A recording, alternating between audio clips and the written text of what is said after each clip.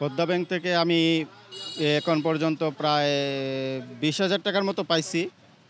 আসলে আমার পদ্মা ব্যাংকের 3টি শাখায় ময়মনসিংহ, গোয়ালাবাজার এবং মাওনা 3টি শাখায় আমার 3টি অ্যাকাউন্ট আছে।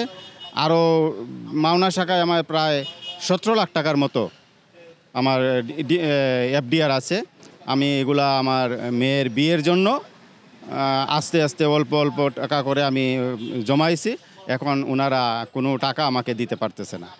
এই অবস্থায় আমি খুবই বিপদের মধ্যে আছি।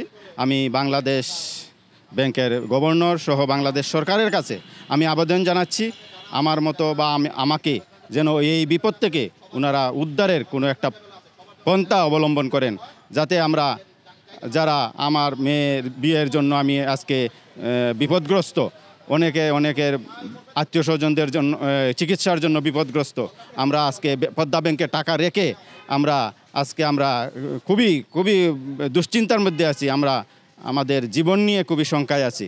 আমি বাংলাদেশ ব্যাংকের গভর্নর সহ বাংলাদেশ সরকারের কাছে আমি আবেদন জানাচ্ছি আমাদের প্রতি একটু সদয় দৃষ্টি, আমাদের সমস্যাটা কিভাবে সমাধান করা যায় এটা ওনারা ভালোভাবে দেখবেন।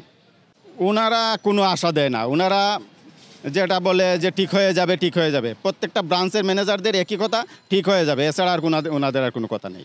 তবে উনি আমার মাওনা ব্রাঞ্চ থেকে আমাকে একবার 10,000 টাকা দিল, আর দুইবার 10,000, 20,000 টাকা দিল।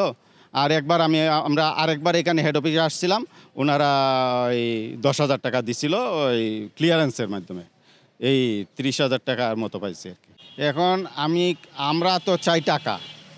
আমার মেয়ে বিবাহ উপযুক্ত, আমি তার বিয়ে দিতে আমার টাকা লাগবে।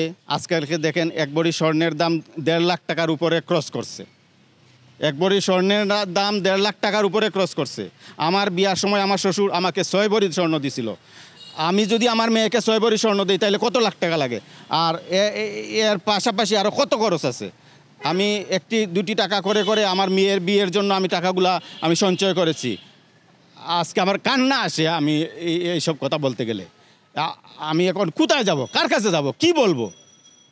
আমি কোনো জায়গায় পাচ্ছি না কার কাছে কি বলবো। আপনারা যদি দয়া করে বাংলাদেশ সরকারের কাছে এই খবরটুকু পৌঁছাতে পারেন যে কন্যাদায়গ্রস্ত পিতার কান্না যদি আপনারা পৌঁছাতে পারেন, তাহলে হয়তো সমস্যার সমাধান হতে পারে।